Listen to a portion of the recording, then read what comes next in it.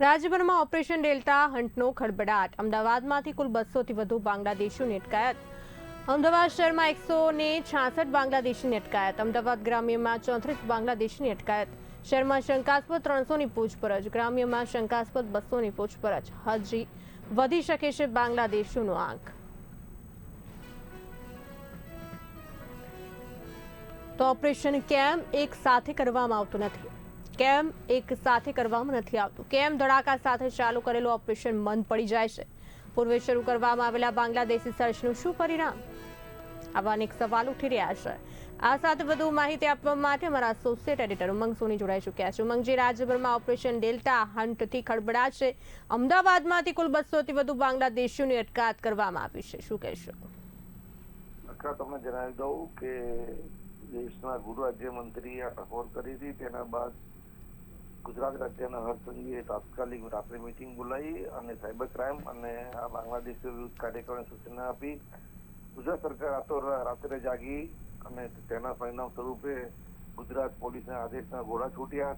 તેના કારણે ગુજરાતમાં જે મોટાભાગના વિસ્તારોમાં બાંગ્લાદેશી રહેવાનો શંકા છે તમામ પોલીસ સ્ટેશનની અંદર પૂછપરછનો દોર શરૂ થયો અને લગભગ 1000 લોકોની ગુજરાત રાજ્યના અલગ અલગ પોલીસ સ્ટેશન વિસ્તારમાંથી 1000 લોકોની પૂછપરછ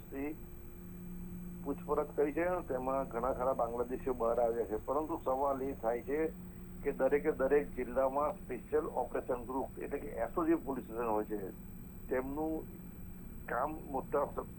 કામકાજમાં એવું હોય છે કે કોઈ પણ વ્યક્તિ આ જે બાંગ્લાદેશીઓ છે ભાડે રહેતા હોય છે, તેમને ભાડે મકાન કોણ આપે છે તેનું જે તે વિસ્તારના પોલીસ સ્ટેશનમાં તેમની નામની નોંધણી કરવાની હોય છે. પરંતુ ક્યાંક ને ક્યાંક આ બાંગ્લાદેશીઓ જે લોકો આવે છે તે ગેરકાયદે ધંધો કરવામાં માહિર હોય છે અને ગુજરાતને અસ્થિર બનાવવાનો તેમનો ફાળો હોય એવું લાગી રહ્યું છે. જેના કારણે ગુજરાત પોલીસ દેશના ગૃહ રાજ્યમંત્રીએ ટકોર કરવી પડી. તેના કારણે પોલીસના આદેશ છૂટ્યા ગૃહમંત્રી કહેવાથી અને ગુજરાતભરમાં મોટા ભાગે બાંગ્લાદેશની અટક કરવામાં આવી. પરંતુ સવાલ મુખ્ય એ થાય છે કે સરકાર કેમ કોઈ દેશના ગૃહમંત્રી કે તારે જાગે છે? એસઓજી નું કામ છે કે તમે તમારી જો નિષ્ઠાપૂર્વક કામગીરી કરતા હોય તો આ રીતના આદેશ છોડવા ના પડે.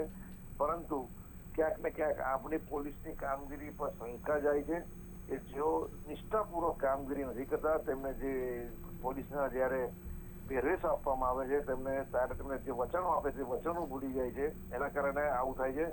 કોઈ શુક્રમ તમને કોઈ આદેશના ઘોડા છોડે. તમારું કામ છે કે કોઈ પણ વ્યક્તિ શંકાસ્પદ વ્યક્તિ રહેતો હોય તો તેની પૂછપરછ કરો, તપાસ કરો તો દેશમાં અને ગુજરાતમાં કોઈ મોટી હોનારત ના સર્જાય. પરંતુ આ સરકારના આદેશ છૂટ્યા પછી જો પોલીસ કર્મચારી કામ કરતા હોય એનો મતલબ કે પોલીસ કર્મચારી જે કામ કરે છે તે 100% કામ નથી કરતી. એના કારણે આવા પરિણામો સરકારના આદેશ છોડવા પડે છે.